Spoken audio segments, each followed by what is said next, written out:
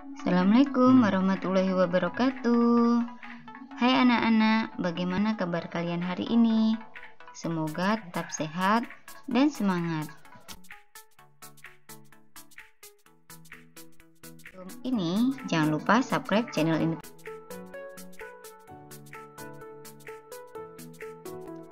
Kita mulai belajar. Sebelum belajar, mari kita berdoa terlebih dahulu. Hari ini kita akan belajar tentang sumber bunyi. Apa sih tujuan pembelajaran hari ini? Yang pertama, siswa dapat menerapkan sifat-sifat bunyi dan keterkaitannya dengan indera pendengaran.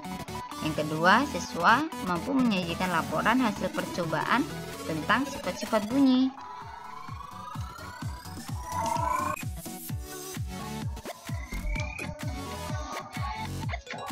Apa sih pengertian bunyi? Bunyi adalah suatu gelombang yang dihasilkan oleh benda yang bergetar.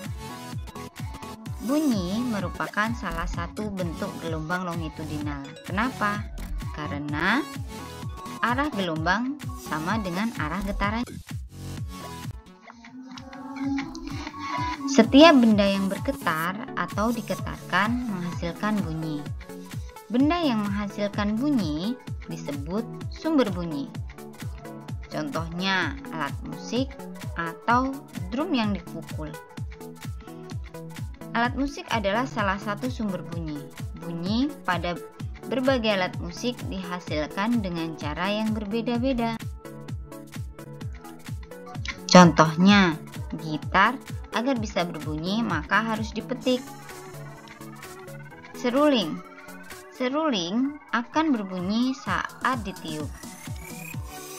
Gendang dipukul baru bisa berbunyi. Kemudian ada lagi nih, biola. Biola saat digesek maka akan menghasilkan bunyi yang indah. Berbeda lagi dengan angklung yang akan berbunyi jika digetarkan. Berbeda-beda kan caranya? Bunyi itu memiliki sifat-sifat tertentu. Berikut ini beberapa sifat bunyi. Yang pertama, bunyi merambat memerlukan medium. Yang kedua, bunyi dapat diserap atau dipantulkan. Dan yang ketiga, bunyi. Nah, hari ini kita akan belajar tentang sifat yang pertama, yaitu bunyi merambat memerlukan medium. Bunyi dapat merambat melalui udara.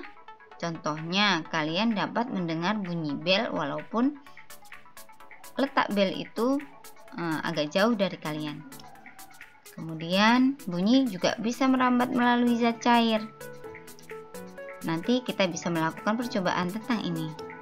Kemudian, bunyi juga dapat merambat melalui zat padat. Contohnya saat kalian bermain telepon dengan benang. Nah, anak-anak, untuk membuktikannya, kalian bisa melakukan percobaan ini ya. Lakukan percobaan ini di rumah bersama ayah, bunda, kakak, atau adik kalian. Untuk percobaan yang pertama, alat yang harus disiapkan adalah selang plastik yang panjangnya kurang lebih 2 meter.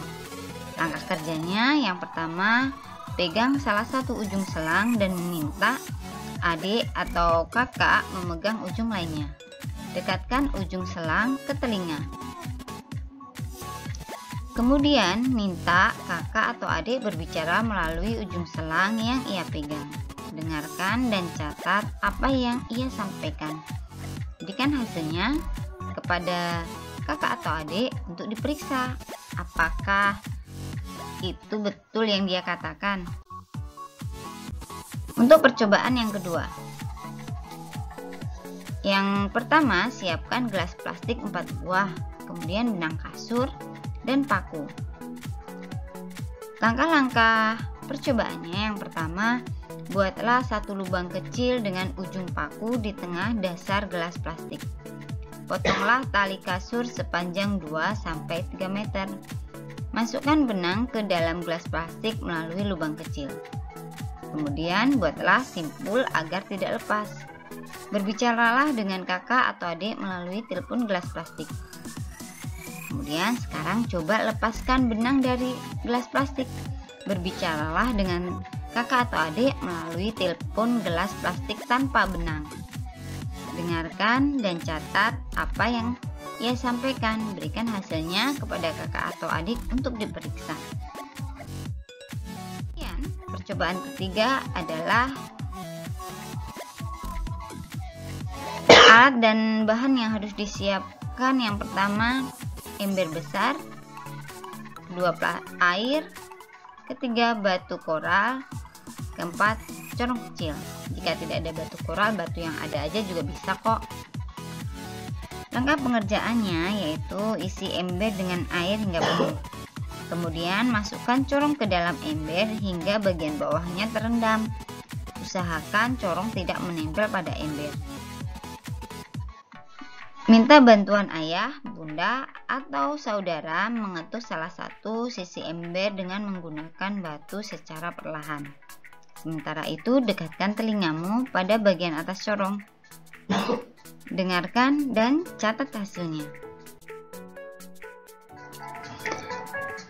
Kemudian setelah melakukan percobaan tersebut, kalian bisa mengisi tabel yang tersaji di sini.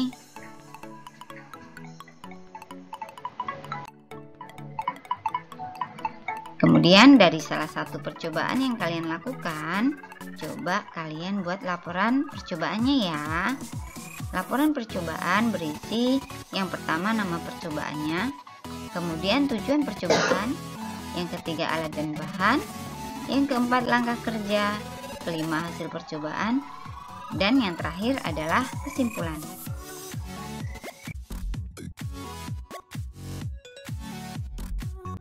Sekian video pembelajaran hari ini. Semoga kalian tetap semangat walaupun belajar dari rumah. Assalamualaikum warahmatullahi wabarakatuh.